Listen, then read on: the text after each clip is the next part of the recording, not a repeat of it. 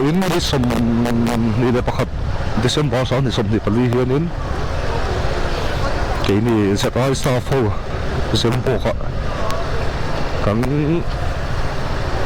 ho to pa te la boss te da chok ai do ni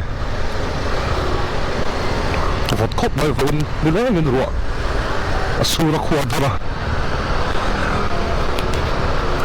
chok la pa chok thave le da wa phua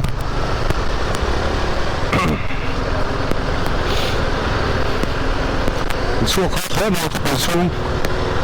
Winter Festival thế, Youth Festival anh mua sai thì vẫn có những người làm thằng đầu đó rồi. Bây giờ anh khá Winter Festival là giàu ít mấy đó, cho bố nó cái bộ, à vậy, lấy mà xuống về luôn, tâm đầu.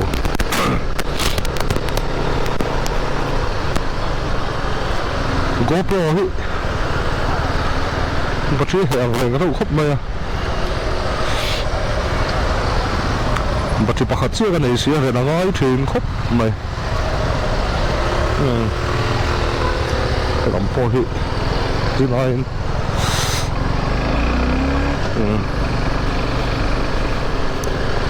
chắc này zual te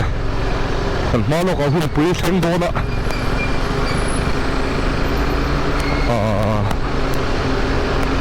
chúng đi tham chuẩn thấy tốt thì ta nên mua sấy không à có sự hoạt động của thằng đầu tròn khóc mày cần phải tụng tập đấy để về giống sông bộ cái đầu khóc còn lại đầu ní mấy đầu đi tầm xưa nên đầu thêm đâu phút này dễ mà bỏ cả đây nữa con sợi nó tụt đi và bịa phía là gió nó sắp tiêu nữa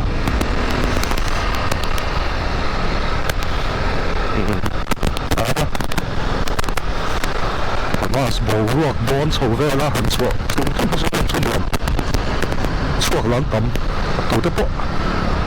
cái thuồng lung đầu bộ à các bạn thấy đi thấy nó xin ạ four wheel chưa giảm thân ạ two wheel có giảm thân là gì hi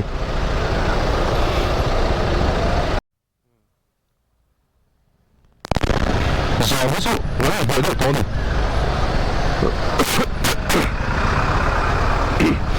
ngõ này như là tất thổi đầu thì hiện giờ là chơi không ạ tràn hồ bà in còn chơi phần cuộc tôi đó chọn của mình hơi của đi còn tết lang muộn cho nó thằng té tuy khổ lang lẽ buông còn về té anh chơi mồi anh tía khắp loạt cái của mình chút ổn luôn này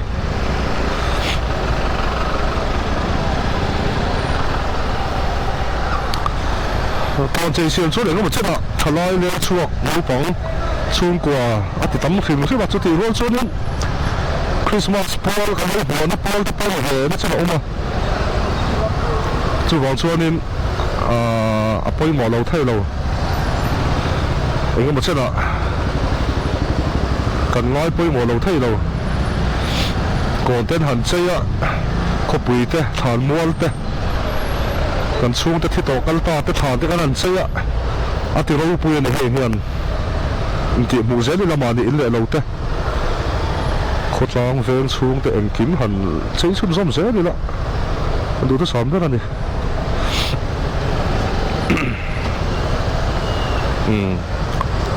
หนวดร้องเข้าไป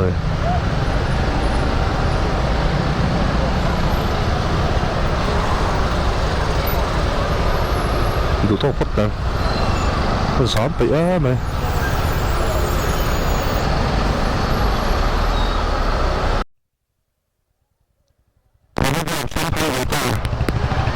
อะไรดูนะเลยตุนอันนี้แหละวินิจสมดารมาเวลาสวย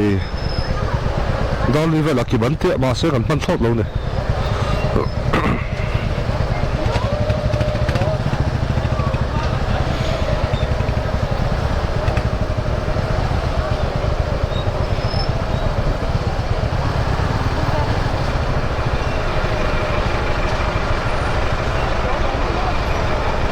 bụi nghề mấy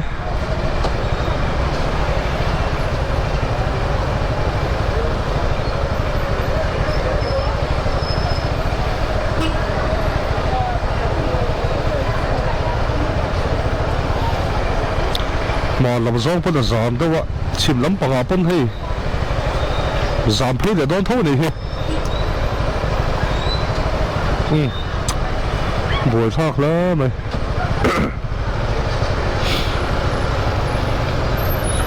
với in cho vô tôi chua cần kia mà lấy thầy với phim thì mà anh đi xa có trò cho đi sẽ làm cho thấy ai hiện gần tầm cái rinh với in cho bà già ní ta các mang ta pon ta mang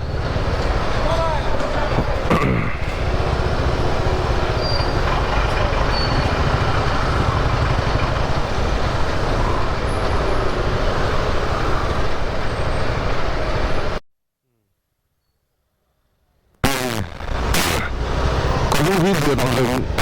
cái hết thì Excel sai sai nhỉ thì chúng ta nên cả biếng hết buồn khóc mà cả biếng ai nọ xếp lúc đó cho hắn khóc đấy ô bao hi ô một lâu sao mà nó cái này cho hắn khóc lên ha đó buổi sáng còn cái khóc này sâu tròn sầu rú nói là khi gió tập đầu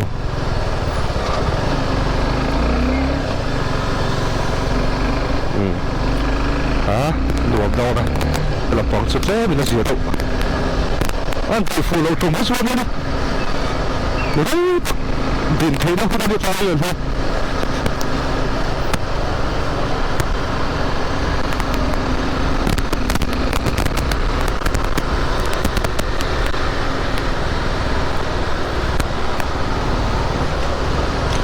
sợi ta hàng khó thì là ra sử dụng cái phần hồ đó cùng tổ Christmas pool farewell thì nào thì đó này sợi khô không để đó này sợi thui rẻ không bằng thiên son là cái vạn đấy á sợi kỳ lỗ thì cái này đầu khóc này in sum ngay hiện còn phấu mày à chưa rồi chúng ta số năm không ạ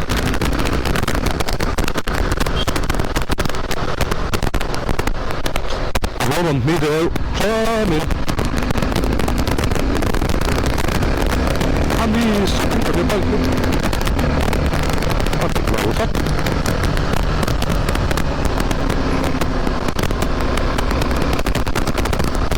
nó còn mi thật sẽ lúc nào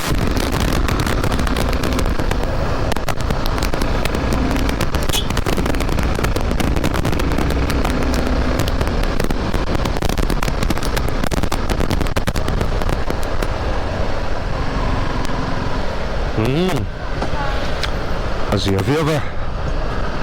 có chỉ xuân chua còn tập em đâu này con đùm đầu đâu xuân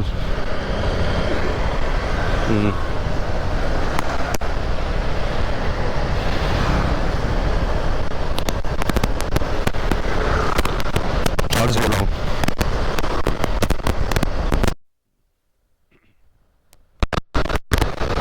đâu còn luôn thật trơn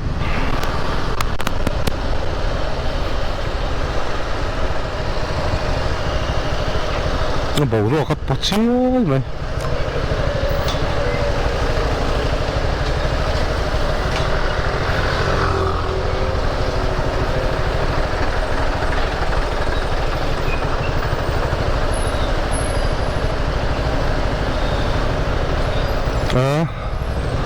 nó giảm cho giảm pay nó sắc hốc mấy tầm bằng hậu chứ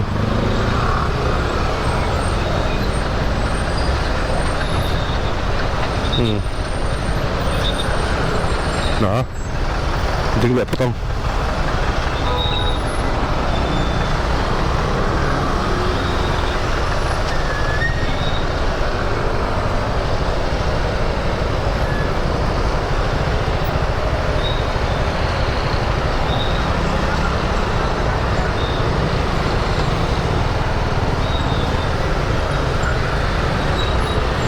ấy yên à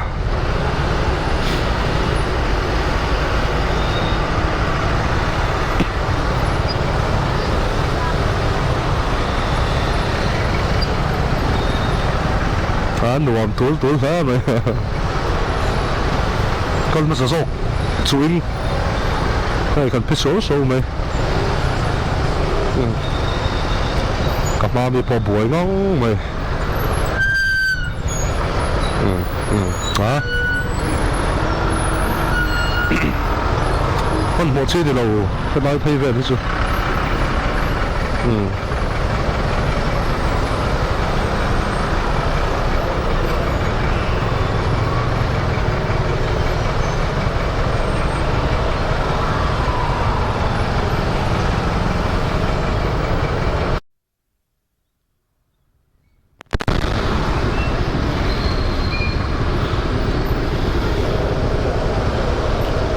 생페이트에 봐. giảm về lệ thủy đó. Bây giờ đàn thấy đâu. Chúng số cái cái luôn một là thứ nó cũng có thể viết người mỏ.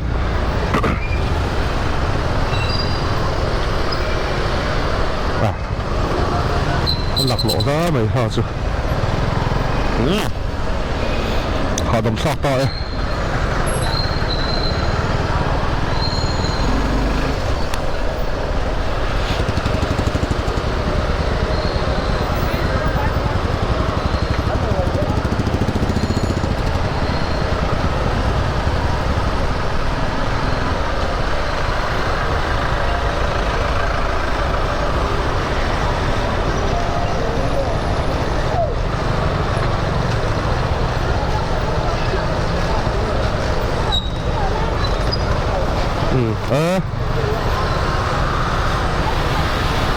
Buổi thao tụ ra mày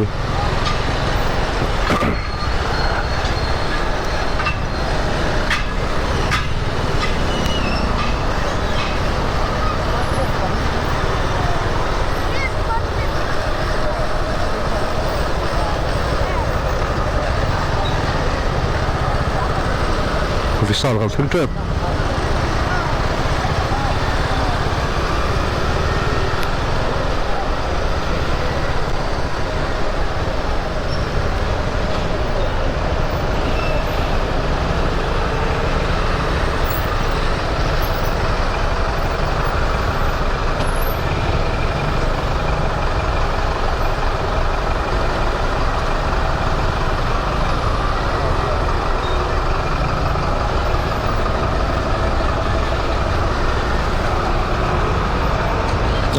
rùa xuân man đó tặc nhiều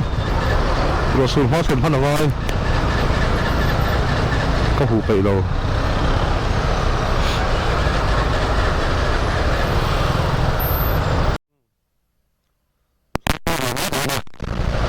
đã đi vào những sầm thua bớt sợi nữa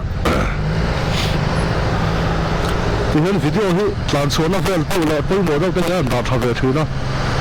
tiêu tụ bảo thế hiện nên tôi tụ ông bằng lỗ po đi xem mà đi tao nên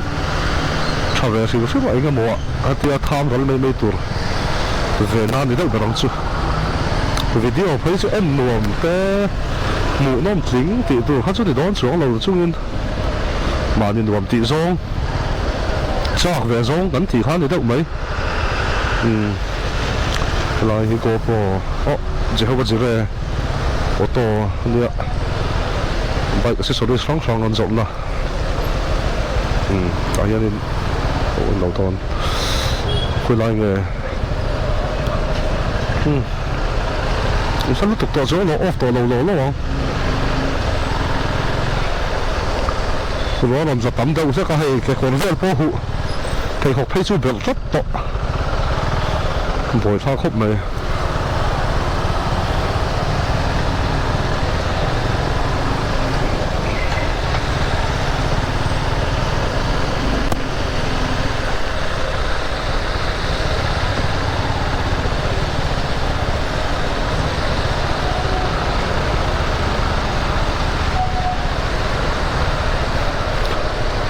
sao xịt rùa December rùa chứ vật ngay khóc mày rồi à sạch thú tới lòng hơn thì đâu à chụp hết thử vẽ sao chút đâu vật lẽ này thì kia là thì cú phát đó Thanh đột nói à.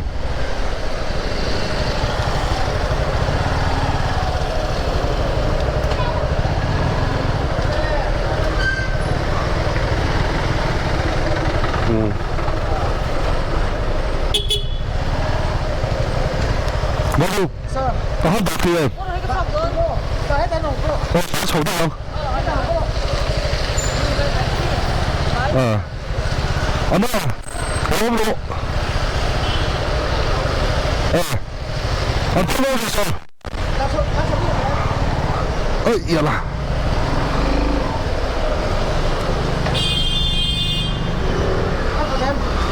Vật liên tục.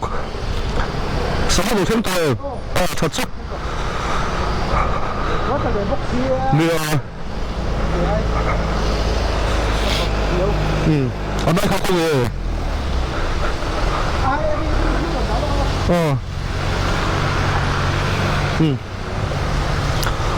Ini hipu ini.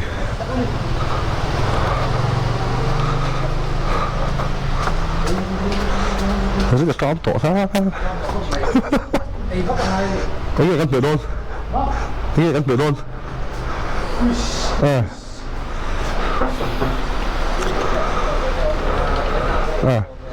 Vlog nè. Vlog TV. Vlog luôn á. Salamat. Vật lá mà.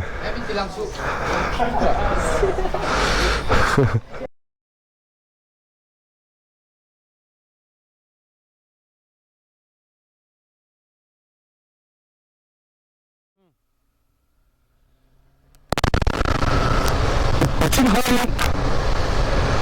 Họ chứa khóc ba. Nghe chân đi. Tôi là ba đó. Lâu rồi ta. Toàn họ cho lòng. Sau lần xem tôi bố con mê ra tới rồi. Tại buồn lắm mình. Ui sao vọc sờ rếp. Ở xa thế. Kiếm. Tôi khóc mày. Trên khóc chung là mà cần hổ các bạn.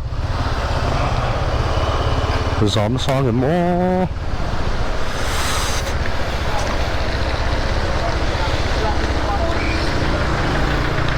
Hổ tiếng lắm mà hẳn hổ bộ. Phụ mấy thế mà nó chứ. Bị nó tục lâu này.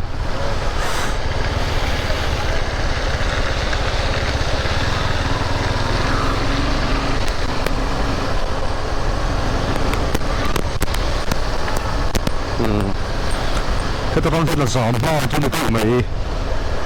hay phô lên beng chuyển hoa về trong nhân phù lắm lộ ở mình lá mày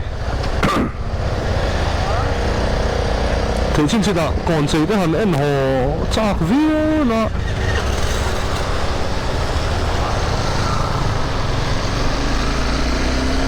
số bán đi chỗ các tí tục lâu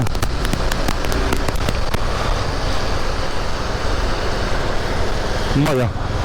cái lẩu thoát tàu hồ lắm đó lẩu ở bên trong đâu không môi đâu chắc là lẩu ở trên cái chỗ đó mà như vậy cái sản phẩm lần thầy xin được câu mày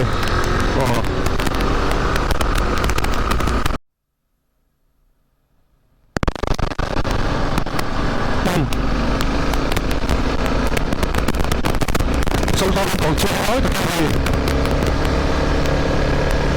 lẩu phi ở đấy đó sao mà như thằng đó nè anh nghe ăn đòn này đồ đó có vật đồ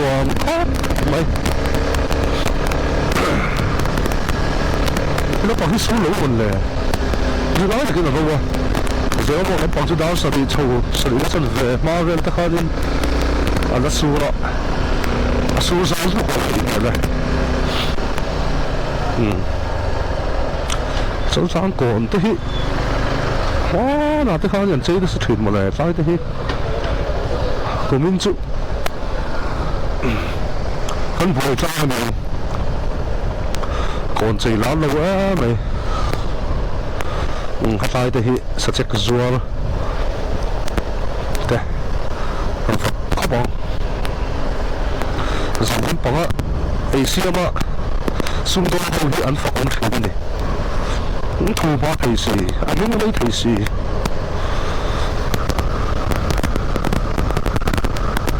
anh thu không có anh lo con thọ không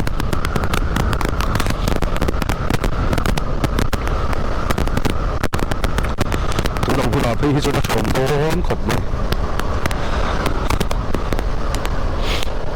đấy tôi nói thì cái là giảm một vậy thì vừa cho làm mua lắm bằng Winter Festival khác ni dàn khác tổ đó là cái lỗ thế dàn ni tổ dàn thế không cái lỗ đó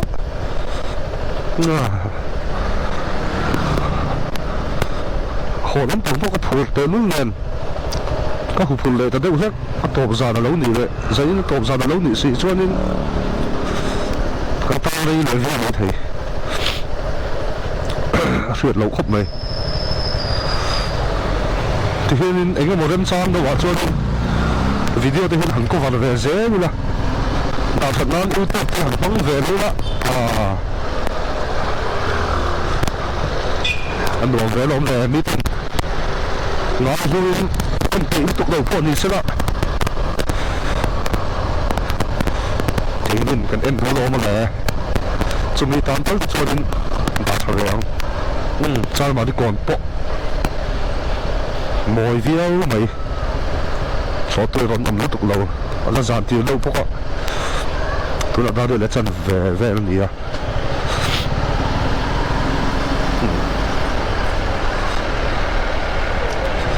heo giảm có thi ăn style ăn thì đâu tôi mình lấy đi đâu thì building wrong in ang chụp in thì decoration light style ngay tại thế nó đẹp lẽ giờ video mày sao lại giảm phí lại đâu nè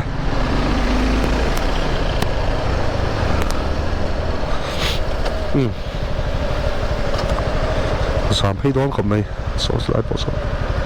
cho sắp lo building thế là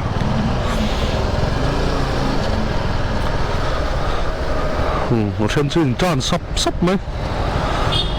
anh ninh anh em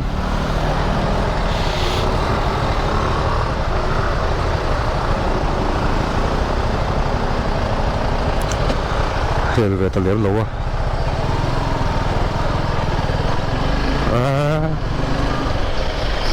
dàn có KFC cột bộ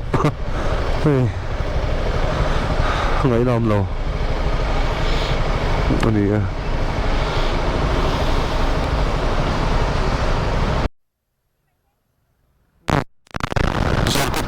đó đi là nó sống rất bật toàn chú ở đây hả mày đó con chân về với chúng ta ta rồi bộ cái thằng chuột bom tắm khổng này giờ lắm bằng mà sao thì cái này thì một sầu dễ là dâu tê đồ lạ lâu in hong về đâu dễ tổ bốc à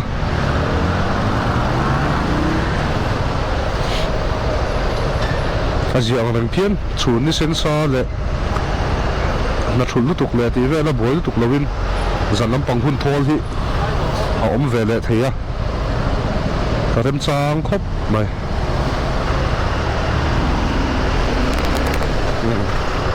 lúc đây ăn phải hem một tôi tầm mày một tôi là tổ xí à mình bùi lâu tầm bọc nền suốt tầm bọc nền bùi sao nó sẽ là ôm khóc mày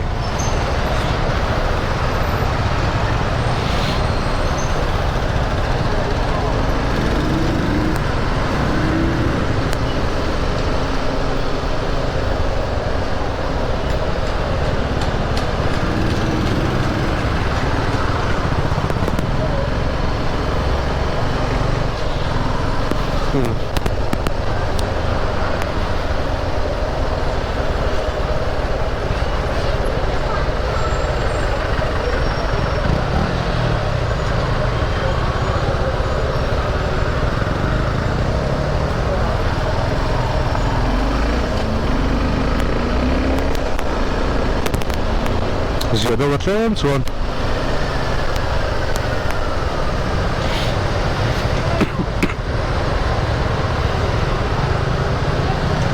Cục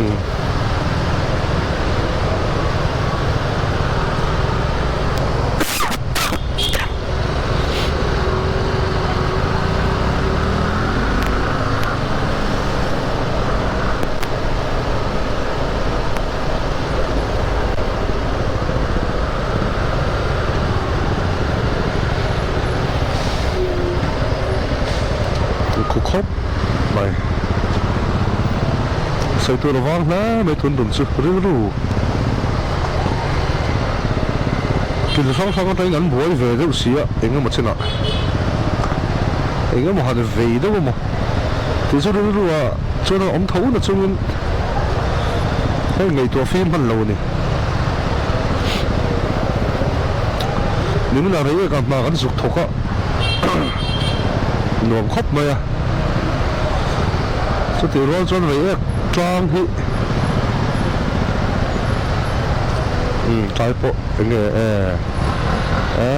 một thằng lai về anh to khom nó đi đón hi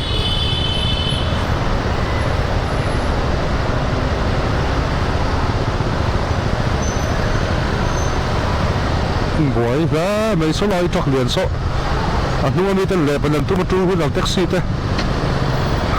thấy thằng sang in anh hòn vóc á trú gần lâu khóc mày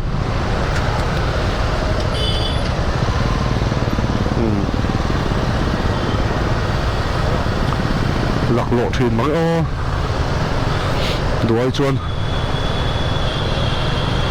sòn hòn chuột màyมันหมดแล้วใช่หรือว่าเพลหรอใช่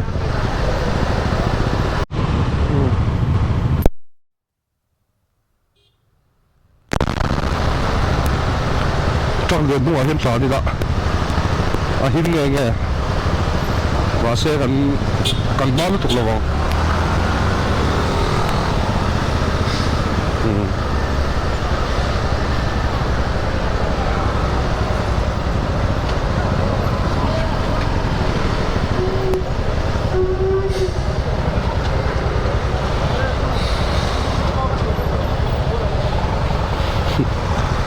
ให้เฮียนั่นนี่ฮิตที่สามดิ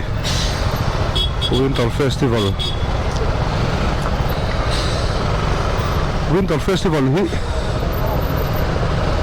สมัยส่วนตัวเสียทองสามเสียดอกไม่ถึงคริสต์มาสเนี่ยนั่งอ่ะบ่อยทางนี่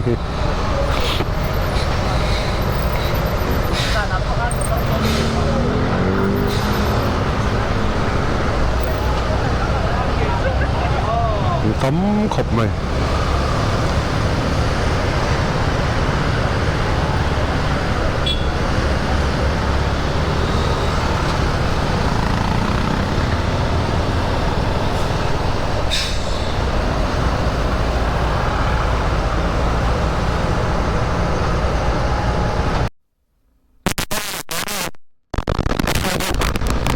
thế có trong cổ đằng sau không ạ anh nói thì cho tùy khổ bao hồ đi chơi nằm lệ phía nào mà chơi cái trò nào vắng thì hiện lên tròn tên em có thuốc không ạ tròn thầu lẹ này cũng có nuông lâu chết mày khi đó còn lòng lệ ta xuống mấy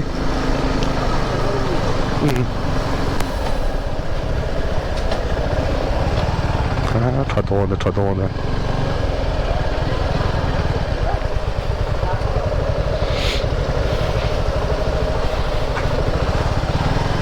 rồi nó tập trung vốn là thuộc lâu này không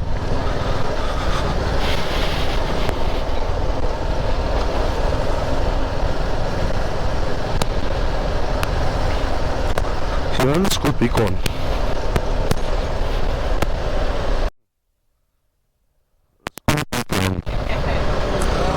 sial lá mày hay bỏ khó ta không rõ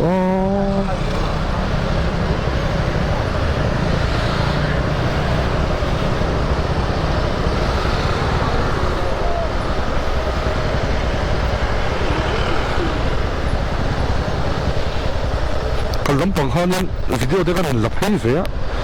mà sẽ cái nói thở lẩu chè là khóc mày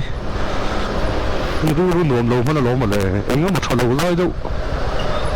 ốm bà lăng thì cả sáu ngồi mày ạ cái tiền hành rồi có chia hiện nên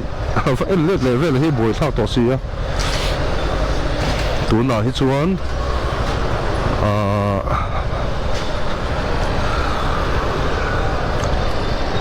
chèn lẩu tụi nó ngay chín lóc kèm mình record về dễ chín đi lạ phút mày à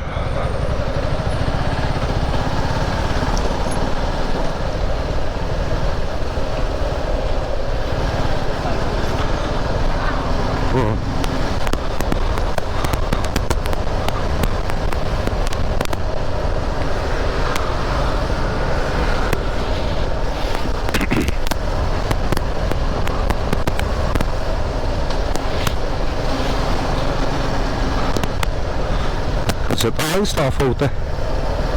Christmas bual KUMTAWP dinner puthate na kan vai ya zeum boka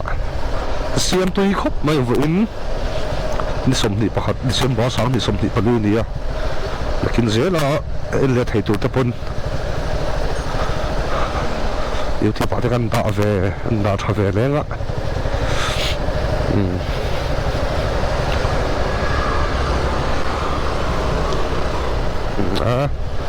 Christmas le kum thal chi bai ti tara son fen thang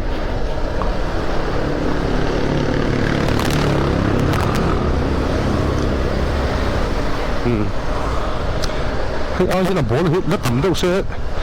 em thật chuối mày se la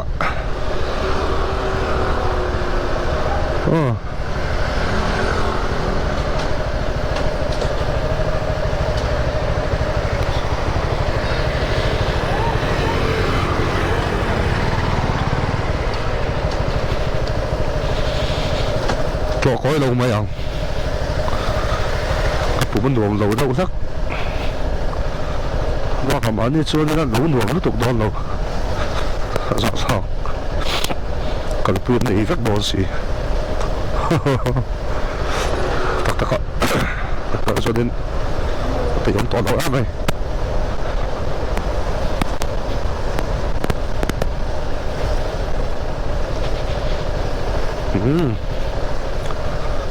thì giống không mấy đó sẽ với video chứ battery rồi chỉ lòng xin là ngầm tiếng có ôn nọ mình đi nghỉ khẩn về ngăn thì có ta off lẽ tiếng rồi này cho luôn không đâm cho nên bắt spare po cũng thầm lắm mà cho nên hẳn tuộc sầu về lại đón tay lại tròn Christmas này cũng thắt đấy đâm ta khi định mong đón nha